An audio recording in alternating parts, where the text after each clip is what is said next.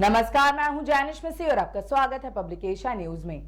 लोकसभा चुनाव के लिए 6 चरण के मतदान हो चुके हैं और अब सिर्फ और सिर्फ 7वां और अंतिम चरण बाकी है, जिसके लिए 1 जून को वोट डाले जाएंगे और वहीं 4 जून को वोटों की गिनती के साथ ही पता चल जाएगा कि इस बार किसने बाजी मारी है और कौन बना है देश का सुल्तान।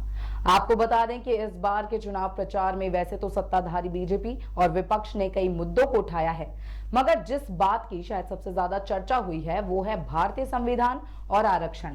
मालूम हो कि पीएम नरेंद्र मोदी ने चुनाव के शुरुआती दौर से ही इस बार 400 पार का नारा दिया। उत्तर प्रदेश के अयोध्या से सांसद और बीजेपी उम्मीदवार लल्लू सिंह ने कहा था कि सरकार तो 272 सीटों पर ही बन जाती है, मगर संविधान बदलने या संशोधन करने के लिए 2/3 सीटों की जरूरत होती है। कर्नाटक बीजेपी के वरिष्ठ नेता और 6 बार सांसद रहे अनंत कुमार हेगड़े ने एक बयान में कहा था, संविधान को फिर से लिखने की जरूरत है। कांग्रेस ने इसमें अनावश्यक चीजों को जबरदस्ती भरकर संविधान को मूल रूप से विरूपित कर दिया है, खासकर ऐसे कानून लाकर जिनका उद्देश्य हिंदू समाज को दबाना था। अगर ये सब बदलना है तो ये मौजूदा बहुमत के साथ संभव नहीं है। हालांकि बीजेपी ने उनके बयान से दरकिनार करते हुए उनका टिकट भी काट दिया। राजस्थान के नागौर से बीजेपी उम्मीदवार ज्योति मिर्धा का एक बयान भी वायरल हुआ था। एक वीडियो में मिर्धा कहती दिखी थी कि देश के हित में कई कठोर निर्णय लेने होते हैं, उनके लिए हमें कई संवैधानिक बदलाव करने पड़ते हैं। वहीं विपक्ष और खासकर उसके सबसे बड़े घटक दल कांग्रेस ने यह कहना शुरू कर दिया था कि बीजेपी इसलिए 400 सीटें चाहती है ताकि वो संविधान को बदल सके और दलितों पिछड़ों के मिलने वाले आरक्षण खत्म कर सके।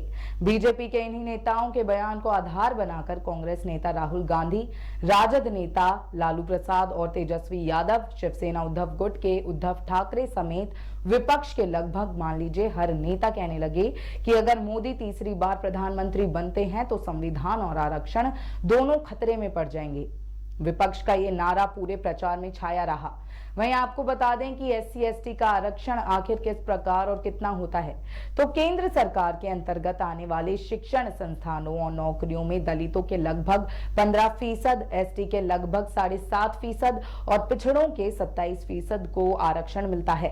राज्यों में भी उनको आरक्षण मिलता है, मगर उनकी संख्या में कुछ फर्क होता है।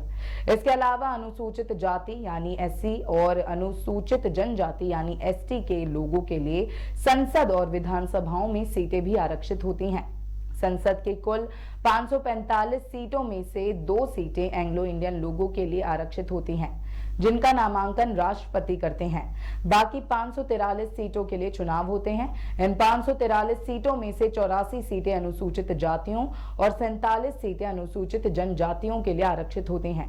वहीं विधानसभाओं में भी SC/ST के लिए सीटें आरक्षित होती हैं। जब संविधान संशोधन की बात उठी है तो कुछ इसके बारे में भी आपको बताते हैं। भारतीय संविधान में संशोधन की एक जटिल प्रक्रिया है। संविधान के अनुच्छेद 368 में संविधान और उसकी प्रक्रियाओं में संशोधन करने की संसद की शक्ति का जिक्र है। कुछ संशोधन संसद में साधारण बहुमत से पार हो जाते हैं और कुछ संशोधन के लिए विशेष बहुमत के तहत 2/3 बहुमत की जरूरत होती है। इसके अलावा कुछ संशोधन में विशेष बहुमत के अलावा आधे राज्यों की विधानसभाओं की भी मंजूरी जरूरी होती है। हालांकि सुप्रीम कोर्ट ने बहुचर्चित बोमई केस 1994 में संविधान के मूल ढांचे की व्याख्या करते हुए साफ किया है कि संविधान के मूल ढांचे में किसी भी तरह का संशोधन नहीं किया जा सकता है। भारतीय संविधान में हालांकि 100 से ज्यादा बार संशोधन हो चुके हैं और ये ज्यादातर उस वक्त हुए हैं जब केंद्र में कांग्रेस की सरकार रही है। तो फिर इस बार ऐसा क्या है जिसकी इसकी ना सिर्फ चर्चा हो रही है बल्कि सत्तारूढ़ पार्टी और विपक्ष दोनों इसे अपने चुनावी प्रचार का हिस्सा बना रहे हैं। आपको बता दें कि कुछ लोगों का मानना है कि सदन के सारे काम तो संसद की साधारण बहुमत से ही हो सकते हैं। ऐसा क्या है जिसे करने के लिए बीजेपी को 400 सीटों की जरूरत है? विपक्ष इस बात को आधार बनाकर वोटरों और दलितों और पिछड़ों को ये बताने की कोशिश कर रहा है कि पीएम संविधान को बदलने और आरक्षण को खत्म करने के लिए 400 सीट चाहते हैं। खैर, इस बारे में आप क्या सोच रहे हैं और आपको क्या लगता है कि क्या सच में संविधान बदल सकता है या लोकसभा चुनाव के मद्देनजर ये बातें पक्ष विपक्ष यूं ही एक दूसरे पर निशाना साधने के लिए कह रहे हैं? आप अपने विचार हमें कमेंट सेक्शन में जरूर बताएं। धन्यवाद।